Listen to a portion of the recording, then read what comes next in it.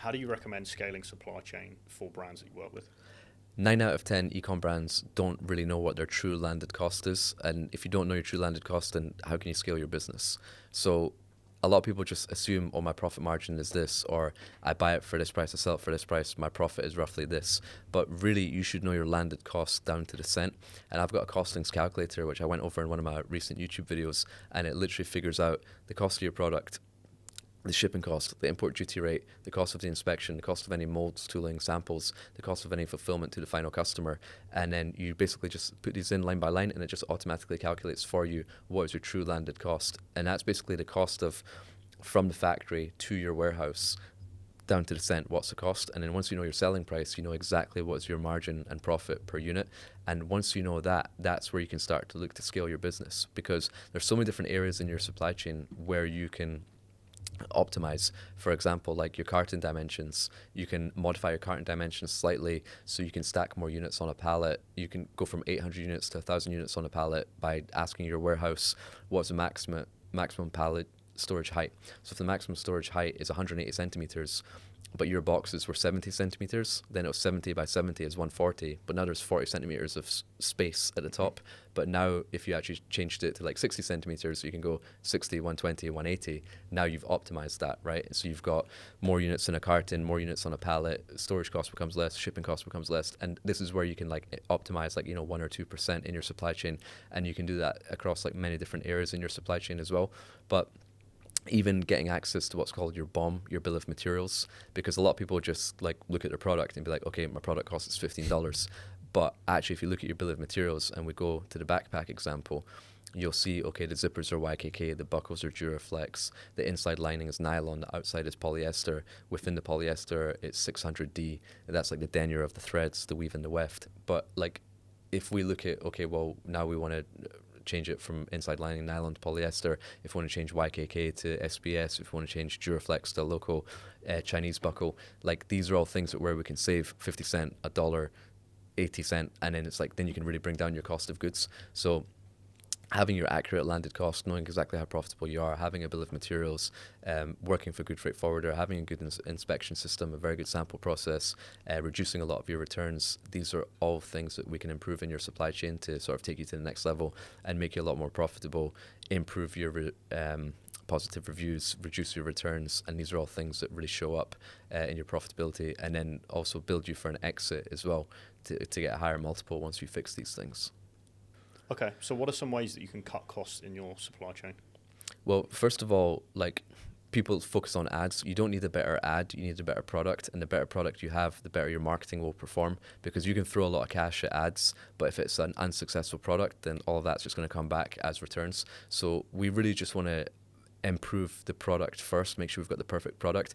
And when I say perfect product, I go by PSP. You have to have the absolute best product from the best supplier at the best price. So things you can do on the product development process is, whether you're starting from scratch or you're taking a concept that the factory already has, you have to make sure that you are testing that product yourself first. You are the toughest critic of that product.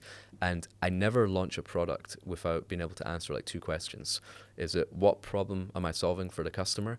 I have to make sure that I've solved. The best products are the ones that solve problems, and I have to say, like, this is the problem that we're solving for the customer. I'm not changing the color, I'm not just making it a little bit lighter, I'm not changing the material, I'm not changing the design, I'm solving a problem for a customer. And then I have to be able to say, what's my USP, what's my unique selling proposition over the market leader.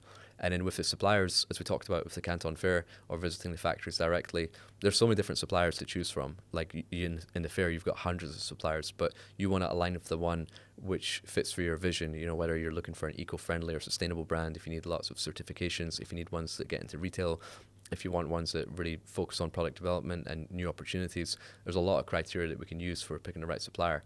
And then pricing, there's so many strategies that we can adopt in order to get the best price as well. But those are kind of the three things that you need to master: PSP, product, supplier, and price. Okay.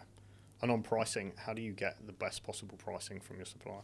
Yeah, so you have to have basically the market price before you can negotiate. So for any product that you have, it's very important to have a specification sheet for your product.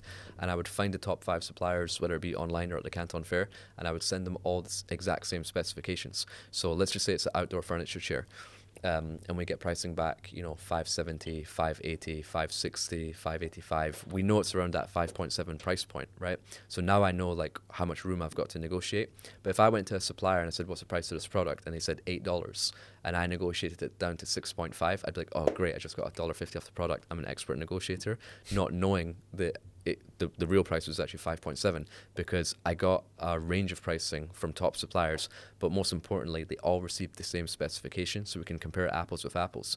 Because if you go on Alibaba.com and type in outdoor furniture chair, you'll see one which is $4, one is $8, one is $9, and you're like, oh, I'll just go for the cheap one. But not knowing that, like, they all look the same on the image, but some are nylon material, some are polyester material, some have got aluminium tubing, some of them got steel tubing, some are 80 by 40 by 40 centimeters, some are 60 by 30 by 30, some have got different carry bags. So like that's why you have to decide what product you want to launch based on what problems that you're solving for the customer, put all of that information on the specification sheet, and then give that same specification sheet to the top 5 suppliers, and then you know that that is actually the accurate price point because you've gone to the top reliable suppliers which have all the right certification, which have been in business for over 10 plus years, which supply the markets that you want to supply. So once I've got that data, then I can be like, right, now I can negotiate because I've got all the information in front of me. But I would never just go to one supplier, ask what's the price, negotiate, get $1 off, think I've done a good job, and then carry on. I have to find the top 5, get the market range, and then negotiate down from there. Okay, so let's say you're kind of talking to the CEO of an 8-figure brand and they've never really looked at their supply chain before. What would you say to them in terms of how to kind of audit and then optimize? Yeah, I would say what got us here won't get us there. And what I've noticed with a lot of 7 and 8-figure brands is that they outgrow their supplier, meaning the first time you started the business online, you found a supplier in Alibaba, they were the only one which would do your MOQ of like 500 pieces, but then you've grown and scaled your business and you're now you go from like 1,000 pieces a month to 2,000 pieces a month to now 10,000 pieces a month, but then maybe you haven't renegotiate with your supplier. Maybe you haven't found or discussed, is it still the best supplier for me? Because you want to be looking at the number of workers they have in the factory. And that first supplier which gave you that low MOQ, maybe they've only got 50 workers in the factory, 2 production lines, 25 machines.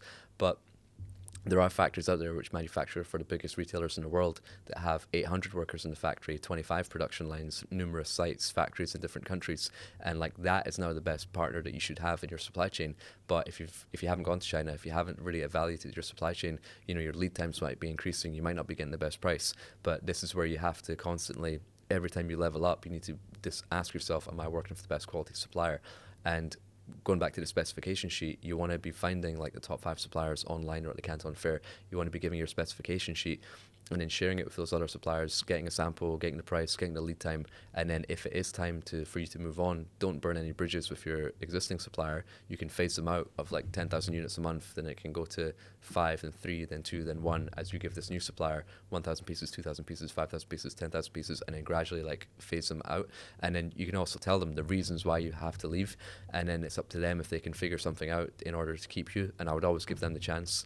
But you have to constantly look at your supply chain to be like, am I working with the best partner? Because if you're not, ultimately you're just leaving money on the table. You're leaving your growth behind. So you have to always make sure you have the best partners. Okay.